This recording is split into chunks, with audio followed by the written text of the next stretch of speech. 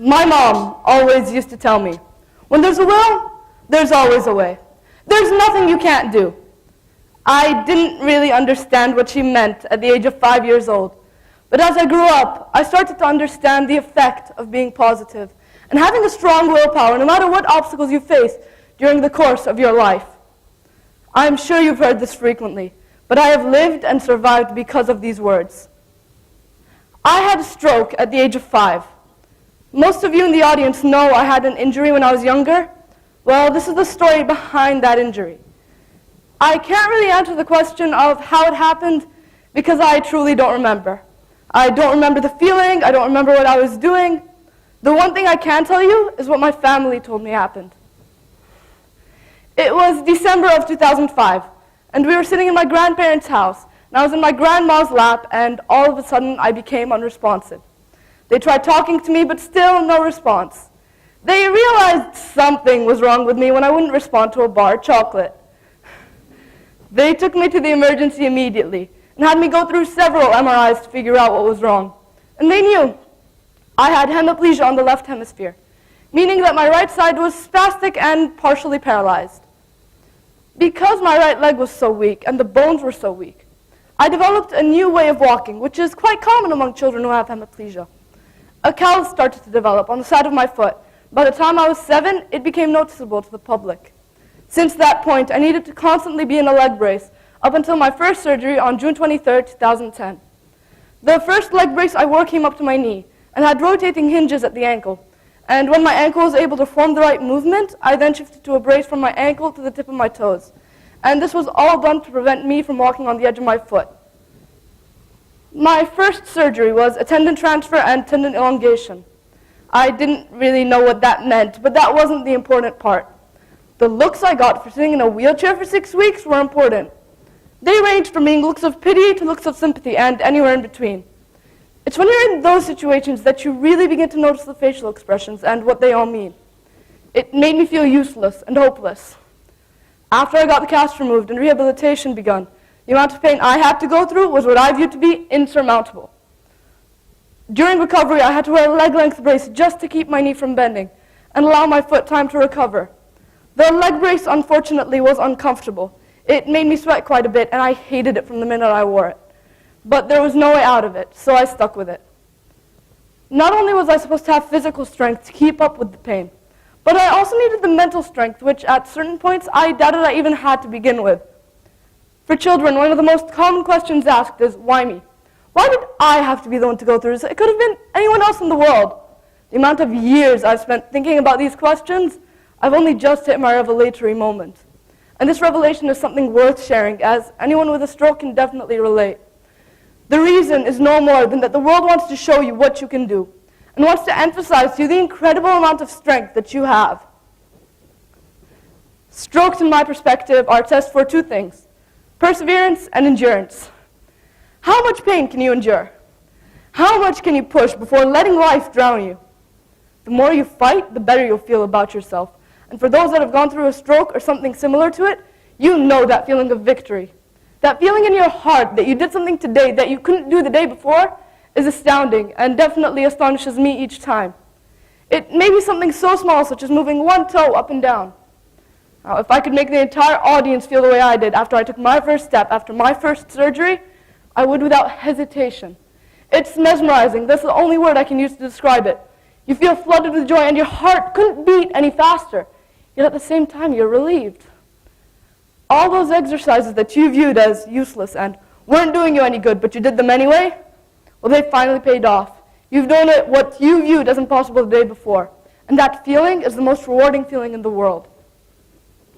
Those moments are crucial to children. The thing is, children want to see themselves improving. They don't want to stay stuck in that same mindset with the same future as the one they have now.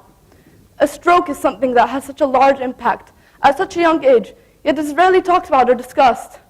I want to break the barrier that's preventing us from talking about or being proud about it.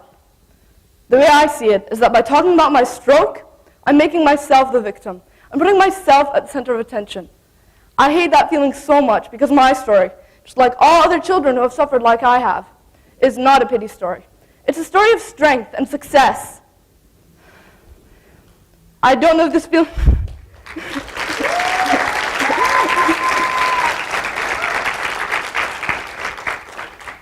I don't know if this feeling is similar among children who have had strokes, but I feel like if I tell people about my stroke, it'll be what defines me. Whenever people look at me, they'll immediately associate me with strokes, and that's what I want to avoid. Because when you call someone disabled, you're subconsciously making him or her inferior to you. And I don't want that because strokes truly show what a person can do with determination and willpower. Belief in myself was one of the main things that got me through it all. I used to think I was the only one to go through it, and I'm sure other children used to, or to this day think the same thing. It was only till the end of 2015 that I realized it. I feel like I owe this realization to all the children who are suffering. You are not alone. It may feel like you're isolated and have no one around you who relates to what you're going through, but you have people who support you, and that's worth so much more. And you'll begin to realize that when people are positive around you, their positivity will be reflected in everything you do. It's not the physical movement that hurts. It's the loneliness that accompanies it. To all the children who have faced what I faced, and worse, you can survive it. And when you do things the world doesn't expect from you, you will thrive and empower the people around you. Since my 4th surgery in 2014, I've worked hard to gain the muscle that was missing when I was younger. It started out with bodyweight exercises I used to do in physiotherapy. It involved a lot of stretching, and it was made especially for children with lack of mobility. After 1 year of physiotherapy, my therapist told me I was too strong to come back. And that's when I started personal training.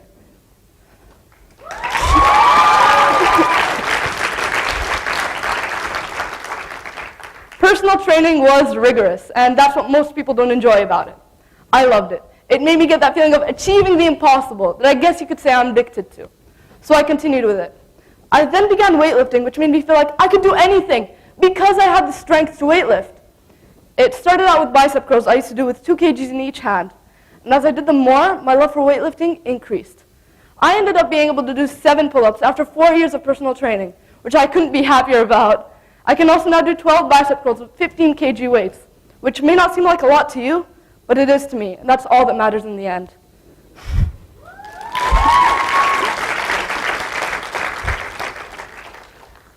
To keep myself from becoming weak again, I played basketball all the time, especially in between training sessions.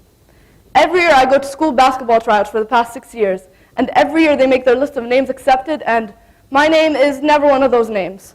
Nevertheless, I continue to go because I believe in the fact that you miss every shot you don't take. The slightest chance that I might make it is still a chance, no matter how small it is. This year I've made it, and I couldn't be happier to be a part of it.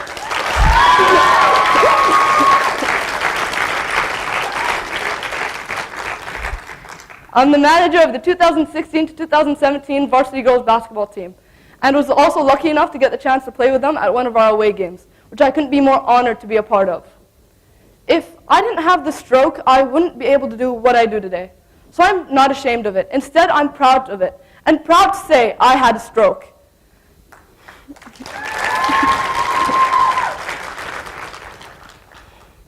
Giving quotes from people who had an impact on me may change the way you look at your life, as it definitely changed the way I look at mine. The one quote I've held on to since this experience began was, "It's not the load that breaks you down, it's the way you carry it." There are people in this world who will tell you, "You're not good enough," when you're feeling unstoppable. They'll make you doubt yourself when you've never felt more grounded or more certain. How you react is what creates you, what people will see in you, what defines you. For this reason, be positive and show the world what you're made of, because I know that every single one of you has strength, just like I did, and every single person in this room has the potential to live an outstanding life. All it takes is one step. Thank you.